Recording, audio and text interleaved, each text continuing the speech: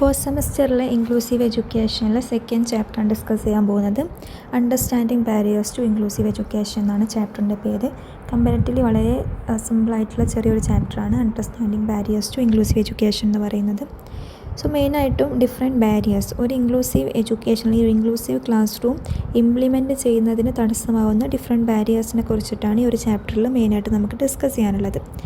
മെയിനായിട്ട് 3 type of ബാരിയേഴ്സാണ് നമുക്ക് പഠിക്കാനുള്ളത്. Attitudinal barrier, systemic barrier, structural barrier or accessibility barrier. ഇങ്ങനെ 3 ടൈപ്പ് ഓഫ് ബാരിയേഴ്സിനെ കുറിച്ച് മാത്രമാണ് ഈ ഒരു ചാപ്റ്ററിൽ ഡിസ്കസ് ചെയ്യുന്നത് കേട്ടോ. അപ്പോൾ ഫസ്റ്റ് വൺ ഈസ് ആറ്റിറ്റ്യൂഡണൽ ബാരിയർ. അതായത് പലപ്പോഴും ഡിസബിലിറ്റി ഉള്ള കുട്ടികളോട് സൊസൈറ്റിക്കുള്ള, ടീച്ചേഴ്സിനുള്ള, കൂടെയുള്ള പിയേഴ്സിനുള്ള, പാരൻസിനുള്ള ഒരു ആറ്റിറ്റ്യൂഡിൻ്റെ പ്രശ്നമാണ് ആറ്റിറ്റ്യൂഡണൽ ബാരിയേഴ്സായിട്ട് നമ്മൾ പറയുന്നത്. ഇപ്പോൾ സൊസൈറ്റിയുടെ കാര്യം നോക്കുകയാണെങ്കിൽ സൊസൈറ്റി ഒരിക്കലും എഡ്യൂക്കേഷൻ ഇമ്പോർട്ടൻസ് കൊടുക്കുന്നുണ്ടെങ്കിൽ കൂടെ ഡിസബിലിറ്റി ഉള്ള കുട്ടികളുടെ എഡ്യൂക്കേഷന് സൊസൈറ്റി അല്ലെങ്കിൽ പബ്ലിക് അത്രത്തോളം ബോധവാന്മാരല്ല. ബിക്കോസ് അങ്ങനത്തെ കുട്ടികളെ പഠിപ്പിച്ചിട്ടതിന് അല്ലെങ്കിൽ അവർക്ക് മെയിൻ സ്ട്രീമിലേക്ക് വരാൻ കഴിയും എന്നുള്ള കാര്യങ്ങളെക്കുറിച്ചിട്ടൊന്നും സൊസൈറ്റി ബോധവാന്മാരല്ല. സോ അപ്പോൾ ആ ഒരു നെഗറ്റീവ് ആറ്റിറ്റ്യൂഡ് ഇതൊരു ബാരിയറായിട്ട് നമുക്ക് കൺസിഡർ ചെയ്യാം. അതുപോലെ തന്നെ ടീച്ചേഴ്സിനും ഒരു ഇൻക്ലൂസീവ് ക്ലാസ് റൂം ആവുന്ന സമയത്ത് നോർമൽ സ്റ്റുഡൻസിൻ്റെ കൂടെ ഇതുപോലെയുള്ള ഡിസബിലിറ്റി കുട്ടികളും കൂടെ പഠിക്കുന്ന സമയത്ത് അത് ഒരു ക്ലാസ് റൂമിൽ നമ്മളിപ്പം ഇതുവരെ ഫോളോ ചെയ്ത് വന്ന മെത്തേഡിൽ ഡിഫറൻസ് വരുത്തണം അല്ലേ.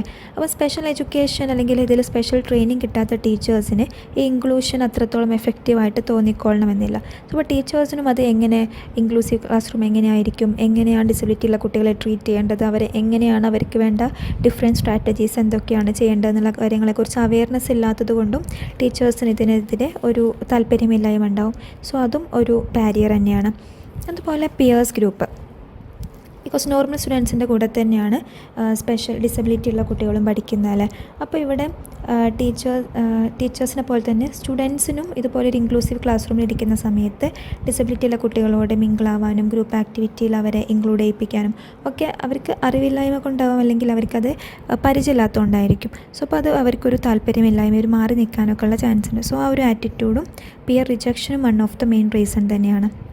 അതുപോലെ ഒരു ഇമ്പോർട്ടൻറ്റ് റീസണാണ് പാരൻസിൻ്റെ ആറ്റിറ്റ്യൂഡ് എന്ന് പറയുന്നത്.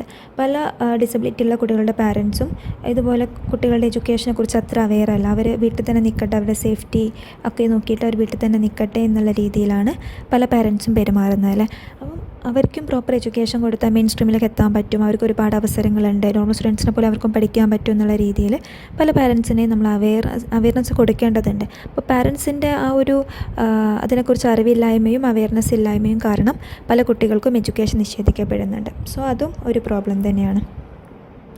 നെക്സ്റ്റ് നമ്മൾ നോക്കാൻ പോകുന്നത് സിസ്റ്റമിക് ബാരിയറാണ്. സിസ്റ്റമിക് ബാരിയറിൽ കരിക്കുലം, ഫണ്ടിങ് പോലെയുള്ള ബാരിയേഴ്സൊക്കെയാണ് സിസ്റ്റമിക് ബാരിയറിൽ നമുക്ക് പറയാനുള്ളത്. സോ അപ്പോൾ സിസ്റ്റത്തിൽ വന്നിട്ടുള്ള കുറച്ച് കാര്യങ്ങളൊക്കെയാണ് സിസ്റ്റമിക് ബാരിയറിൽ നമുക്ക് പറയാനുള്ളത്. First of all it's curriculum. നമുക്കറിയാം നോർമൽ ക്ലാസ് റൂം ആകുമ്പോൾ നോർമൽ സ്റ്റുഡൻസിന് ഫോളോ ചെയ്യാൻ പറ്റുന്ന പോലത്തെ ഒരു കരിക്കുലമാണ് അല്ലേ. അപ്പോൾ ഇൻക്ലൂസീവ് ക്ലാസ് റൂമിലും ആ ഒരു കരിക്കുലം അതേപടി യൂസ് ചെയ്യാമെന്ന് പറഞ്ഞാൽ അത് ബുദ്ധിമുട്ടായിരിക്കും. ബിക്കോസ് അതിൽ ചില ചേഞ്ചസ്, ചില അക്കോമഡേഷൻസ്, അഡാപ്റ്റേഷൻസ് കാര്യങ്ങളൊക്കെ അതിൽ വരുത്തേണ്ടി വരും. അപ്പം നിലവിലുള്ള കരിക്കുലത്തിൻ്റെ സ്റ്റാൻഡേർഡ് ലോവർ ആവാതെ അതിൽ അക്യുമഡേഷൻ ചെയ്യാന്നുള്ളത് ഇമ്പോർട്ടൻ്റ് ആണ്. അതായത് ഇപ്പോൾ ജസ്റ്റ് ലൈക്ക് ഇപ്പോൾ ടീച്ചിങ് ലേണിംഗ് എയ്ഡ്സിലാണെങ്കിൽ different types of aids devices കൊണ്ടുവരിക, അതുപോലെ തന്നെ സൈൻ ലാംഗ്വേജസ്, ബ്രെയിൻ ലെറ്റേഴ്സ് കാര്യങ്ങൾ, ലാർജ് പ്രിൻറ്റ്സ് കാര്യങ്ങൾ കൊണ്ടുവരിക, വീഡിയോ ഓഡിയോ വിഷ്വൽസ് കൊണ്ടുവരിക, അതുപോലെ എക്സാമിന് കൂടുതൽ സമയം അനുവദിച്ചു കൊടുക്കുക. അങ്ങനത്തെ ഡിഫറെൻറ്റ് അക്യുമഡേഷൻസ് കാര്യങ്ങളൊക്കെ ആവശ്യമായിട്ട് വരും. കരിക്കുലത്തിലായാലും കുറച്ച് ആക്ടിവിറ്റീസ് കാര്യങ്ങളിലൊക്കെ നമുക്ക് ചേഞ്ചസ് കാര്യങ്ങൾ കാണിക്കേണ്ടി വരും. അപ്പം അതാണ് ഒന്ന്, കരിക്കുലാണ് ഒരു systemic barrier. Then teacher people ratio. അപ്പോൾ നോർമലി ഒരു ക്ലാസ് റൂമിൽ 30 to 40 സ്റ്റുഡൻസ്, അപ്പോൾ ഒരു ടീച്ചർ അത് ഹാൻഡിൽ ചെയ്യാന്നുള്ള പോലെ ആയിരിക്കും. പക്ഷേ തന്നെ ഒരു ഇൻക്ലൂസീവ് ക്ലാസ് റൂമിൽ വരുന്ന സമയത്ത് 30-40 കുട്ടികൾ, അതിൻ്റെ കൂടെ ഡിസബിലിറ്റി ഉള്ള കുട്ടികളും കൂടെ വരുന്ന സമയത്ത് അത്രയും കുട്ടികളെയും പ്ലസ് ഡിസബിലിറ്റി ഉള്ള കുട്ടികളെയും കൂടെ ടീച്ചറിന് അറ്റ് എ ടൈം ഹാൻഡിൽ ചെയ്യാന്ന് പറഞ്ഞാൽ ബുദ്ധിമുട്ടായിരിക്കും. ബിക്കോസ് എക്സ്ട്രാ കെയർ വേണ്ട കുട്ടികളുണ്ടാവുമല്ലേ. അപ്പം ഒരു ഇൻഡിവിജ്വൽ അറ്റൻഷൻ കിട്ടാതിരിക്കാൻ ഇത് കാരണമാവും. അപ്പോൾ അതൊരു പ്രോപ്പർ ഒരു ക്ലാസ് റൂം അറേഞ്ച്മെൻറ്റിനെയൊക്കെ അത് ബാധിക്കും. സോ ആ ഒരു ടീച്ചർ പീപ്പിൾ റേഷ്യോയും ഇതിലൊരു ഇമ്പോർട്ടൻറ്റ് ഫാക്ടറാണ്. അതുപോലെ തന്നെ ടീച്ചേഴ്സ് യൂസ് ചെയ്യുന്ന ലാംഗ്വേജ് ആൻഡ് കമ്മ്യൂണിക്കേഷൻ. ഇപ്പം നോർമൽ ക്ലാസ് റൂമാണെങ്കിൽ നമുക്ക് ലെക്ചർ മെത്തേഡൊക്കെ ആയിരിക്കും അധികം ക്ലാസ് റൂമിൽ ഉണ്ടാവുക. അപ്പം അത് പ്രോപ്പറായിട്ട് എല്ലാ കുട്ടികൾക്കും, അതായത് സ്പെഷ്യൽ നീഡ്സ് ഉള്ള കുട്ടികൾക്കും അത് പ്രോപ്പറായിട്ട് ക്യാച്ച് ചെയ്യാൻ പറ്റിക്കൊള്ളണമെന്നില്ല. അപ്പോൾ അവർക്ക് ആവശ്യമായിട്ടുള്ള രീതിയിൽ ലാംഗ്വേജും ഡിഫറെൻറ്റ് സൈൻ ലാംഗ്വേജോ അല്ലെങ്കിൽ വീഡിയോ വിഷ്വൽസ് അങ്ങനെ ഡിഫറെൻറ്റ് രീതിയിൽ അവിടെ കൊണ്ടുപോകേണ്ടി വരും. എല്ലാവർക്കും പ്രോപ്പർ ലെക്ചർ മെത്തേഡ് പോസിബിൾ ആയിക്കൊള്ളണമെന്നില്ലല്ലോ. സോ അപ്പോൾ ആ രീതിയിലുള്ള ചേഞ്ചസ് കാര്യങ്ങളൊക്കെ നമ്മളവിടെ കൊടുക്കേണ്ടതുണ്ട്. അപ്പം അത് പ്രോപ്പറായിട്ട് ചെയ്യാൻ പറ്റാത്തതിൻ്റെ ഒരു ബാരിയർ തന്നെയാണ്.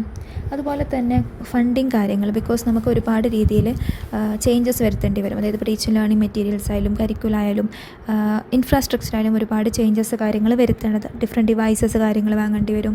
അങ്ങനെ ഒരുപാട് ഫണ്ടിങ് ആവശ്യമുണ്ടാവില്ല. അപ്പോൾ പ്രോപ്പർ ഫണ്ടിങ് ഇല്ലാത്തതും ഇതിൻ്റെ ഒരു ബാരിയറായിട്ട് നമുക്ക് പറയാൻ പറ്റും. എത്രയാണ് നമുക്ക് സിസ്റ്റമിക് ബാരിയറിൽ പറയാനുള്ളത്. നെക്സ്റ്റ് നമുക്ക് ഡിസ്കസ് ചെയ്യാനുള്ളതാണ് infrastructural barrier or accessibility barrier. Accessibility problem എന്ന് വെച്ചാൽ എല്ലാവരിലേക്കും ഇത് എത്താത്തത്, നോൺ അവൈലബിലിറ്റിയാണ് അക്സസിബിലിറ്റി പ്രോബ്ലം കൊണ്ട് പറയാനുള്ളത്. സോ അതൊരു ബാരിയറാണ്, എല്ലാവരിലേക്കും എഡ്യൂക്കേഷൻ ഈസിലി എത്താത്തത്. മേ ബി ലൊക്കേഷൻ ആയിരിക്കാം, മേ ബി ട്രാൻസ്പോർട്ടേഷൻ ആവാം, അല്ലെങ്കിൽ പാരൻസിന് ഇൻട്രസ്റ്റ് ഇല്ലായ്മയാവാം. ഇങ്ങനെ ഡിഫറെൻറ്റ് രീതിയിൽ എന്ത് ചെയ്യുന്നില്ല, ഡിസബിലിറ്റി ഉള്ള കുട്ടികളുടെ നല്ലൊരു പെർസെൻറ്റേജ് ഇപ്പോഴും സ്കൂളുകളിൽ എത്തുന്നില്ല. അതുപോലെ തന്നെ ഇൻഫ്രാസ്ട്രക്ചർ ഇതിലൊരു ഇമ്പോർട്ടൻറ്റ് ഫാക്ടറാണ് കേട്ടോ. ലൈക്ക് ഇപ്പം സ്റ്റെപ്സ് മാത്രമാണെങ്കിൽ അത് വീൽ ചെയറിൽ വന്ന കുട്ടിക്ക് കയറാൻ ബുദ്ധിമുട്ടാവും അല്ലേ. അതുപോലെ ഹാൻഡിക്യാപ്ഡ് പേഴ്സൺസിന് ബുദ്ധിമുട്ടായിരിക്കും, ബ്ലൈൻഡ് ആളുകൾക്ക് ബുദ്ധിമുട്ടായിരിക്കും. അപ്പം അങ്ങനത്തെവർക്കൊക്കെ വേണ്ടിയിട്ട് റാംപ്സ് കാര്യങ്ങൾ ഉണ്ടാക്കുക, അതുപോലെ അവർക്ക് സ്പെഷ്യൽ വാഷ്റൂംസ് കാര്യങ്ങൾ, അവർക്ക് വേണ്ട ഫെസിലിറ്റീസ് കാര്യങ്ങളൊക്കെ നമ്മൾ കൊടുക്കേണ്ടത്. അതായത് പാസേജ് ബേസ്, ഓപ്പൺ ഡോർസ് കാര്യങ്ങൾ, ടോയ്ലറ്റ്, ലൈബ്രറി, പ്ലേ ഗ്രൗണ്ട്സ്, ഇതിലെല്ലാത്തിലും നമ്മൾ കുറച്ച് ചേഞ്ചസ് കാര്യങ്ങളൊക്കെ വരുത്തേണ്ടി വരും. അതുപോലെ തന്നെ അവർക്ക് വേണ്ടിയിട്ടുള്ള ഡിവൈസസ്, അസിസ്റ്റീവ് ഡിവൈസസ് കാര്യങ്ങളൊക്കെ പ്രൊവൈഡ് ചെയ്യേണ്ടതുണ്ട്. അപ്പോൾ ഇതൊക്കെയാണ് ഇൻഫ്രാസ്ട്രക്ചറൽ ബാരിയേഴ്സിൽ ഉദ്ദേശിക്കുന്നത്. അപ്പോൾ ഇത്രയും ബാരിയേഴ്സ് ഉണ്ടെങ്കിലും നമുക്ക് ഇതിനൊക്കെ മറികടന്ന് നമുക്ക് ഇൻക്ലൂസീവ് ക്ലാസ് റൂം ചെയ്യണമെങ്കിൽ ഡിഫറെൻറ്റ് വേ ഉണ്ട്. അതായത് ഇപ്പോൾ ഈ ബാരിയർ പറഞ്ഞല്ലോ, അതിനെ പോസിറ്റീവായിട്ട് എഴുതിയാൽ എന്തായി, ഡിഫറെൻറ്റ് വേ ആയി. അതായത് ഒന്ന് എല്ലാവർക്കും അവയർനെസ് കൊടുത്ത് നെഗറ്റീവ് ആറ്റിറ്റ്യൂഡ് ചേഞ്ച് ചെയ്യിപ്പിക്കുക. അതുപോലെ തന്നെ ടീച്ചേഴ്സിന് എന്ത് ചെയ്യാം, പ്രോപ്പറായിട്ടുള്ള ട്രെയിനിങ് കൊടുക്കുക, സ്പെഷ്യൽ കുട്ടികളെ നോക്കാനുള്ള ട്രെയിനിങ് കാര്യങ്ങൾ കൊടുക്കുക. അതുപോലെ തന്നെ പാരൻസിന് അവയർനെസ് കൊടുക്കുക. ഒരുപാട് ഇതുപോലെ ഡിസബിലിറ്റി ഉണ്ടായിട്ടും മുന്നോട്ട് വന്നിട്ടുള്ള ഒരുപാട് പേരെ മോട്ടിവേഷൻ കാര്യങ്ങൾ സ്പീക്കിങ്ങിലൂടെയൊക്കെ നമുക്ക് അവയർനെസ് കാര്യങ്ങൾ കൊടുക്കാം. അതുപോലെ തന്നെ ഗവൺമെൻറ്റും സെൻട്രൽ ഗവൺമെൻറ്റും അതുപോലെ നമ്മുടെ സൊസൈറ്റി എല്ലാവരും ഫണ്ടിങ് കാര്യങ്ങൾ ചെയ്തിട്ട് പ്രോപ്പറായിട്ടുള്ള ഇൻഫ്രാസ്ട്രക്ചർ കാര്യങ്ങൾ, പ്രോപ്പർ ഡിവൈസസ് കാര്യങ്ങൾ, ടെക്സ്റ്റ് ബുക്സ് കാര്യങ്ങൾ, ഇതൊക്കെ കുട്ടികൾക്ക് എത്തിച്ചു കൊടുത്ത് അവരെ കൂടുതൽ എന്ത് ചെയ്യാം, മോട്ടിവേറ്റ് ചെയ്യേണ്ടതുണ്ട്. ഓക്കെ, അപ്പോൾ ഇങ്ങനെ ഡിഫറെൻറ്റ് വേസിൽ നമുക്ക് എന്ത് ചെയ്യാൻ പറ്റും, അതായത് ഈ ബാരിയേഴ്സൊക്കെ തടഞ്ഞു നിർത്തിയിട്ട് അല്ലെങ്കിൽ ബാരിയേഴ്സിനൊക്കെ മറികടന്ന് നമുക്ക് ഇൻക്ലൂസീവ് ക്ലാസ് റൂം എന്നുള്ള ഒരു കാര്യം നമുക്ക് സാധ്യമാക്കാൻ പറ്റും. ഇനി നമുക്കൊരു ക്ലാസ് റൂം ആകുമ്പോൾ നമുക്കറിയാം അതിൽ ഒരുപാട് ഡിഫറെൻറ്റ് ഡൈവേഴ്സിറ്റി ഉള്ള കുട്ടികളായിരിക്കും. അതുപോലെ തന്നെ ഓരോ ആവശ്യങ്ങൾ, നീഡ്സ് കാര്യങ്ങളൊക്കെ ഡിഫറെൻ്റായ കുട്ടികളായിരിക്കും അല്ലേ. അപ്പോൾ അവർക്കൊക്കെ ആവശ്യമായ രീതിയിൽ നമ്മൾ ചേഞ്ച് ചെയ്യുക, അവർക്ക് ആവശ്യമായിട്ടുള്ള രീതിയിലുള്ള എഡ്യൂക്കേഷൻ കാര്യങ്ങൾ കൊടുക്കുക, ഇതൊക്കെ വളരെ ഇമ്പോർട്ടൻ്റ് ആയിട്ടുള്ളൊരു കാര്യമാണ്. അപ്പോൾ കുട്ടികളുടെ കപ്പാസിറ്റി കൂട്ടാൻ വേണ്ടിയിട്ട്, ഒരു ഇൻക്ലൂസീവ് ക്ലാസ് റൂമിൽ കുട്ടികളുടെ കപ്പാസിറ്റി കൂട്ടാൻ വേണ്ടിയിട്ട് ആസ് എ ടീച്ചർ നമ്മൾ ചെയ്യേണ്ട കാര്യം എന്ന് വെച്ചാൽ ഇൻക്ലൂസീവ് എഡ്യൂക്കേഷനെ കുറിച്ച് പ്രോപ്പർ അവയർനെസ് കാര്യങ്ങൾ കൊടുക്കുക. അതുപോലെ തന്നെ ഈ ഇൻക്ലൂസീവ് ക്ലാസ് റൂമിനെ കുറിച്ച് ടീച്ചേഴ്സിനെ എൻകറേജ് ചെയ്യേണ്ടതുണ്ട്. അതുപോലെ ഓരോ കുട്ടിയും ഡിഫറെൻ്റാണ്, ഓരോ കുട്ടിയും ഇൻഡിവിജ്വലാണ്, ഓരോ കുട്ടിയും യുണീക്കാണ്.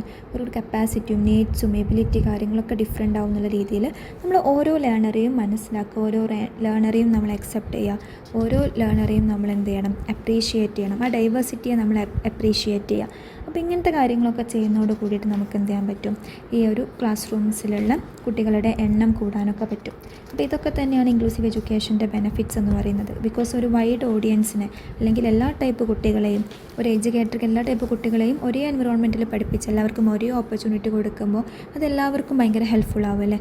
എല്ലാവർക്കും ഒരേ ഓപ്പർച്യൂണിറ്റി കിട്ടാനും ജോബ് കിട്ടാനും എല്ലാവർക്കും മെയിൻ സ്ട്രീമിലേക്ക് വരാനൊക്കെ ഇത് ഹെൽപ്പ് ചെയ്യുന്നുണ്ട്. അപ്പോൾ ഇതൊക്കെയാണ് അതിൻ്റെ ഒരു പോസിറ്റീവായിട്ട് നമുക്ക് ബെനിഫിറ്റ്സ് ആയിട്ട് പറയാനുള്ളത്.